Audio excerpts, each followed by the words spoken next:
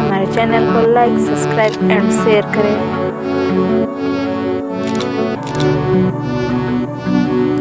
ऐसे ही वीडियो देखने के लिए हमारे चैनल को सब्सक्राइब करें।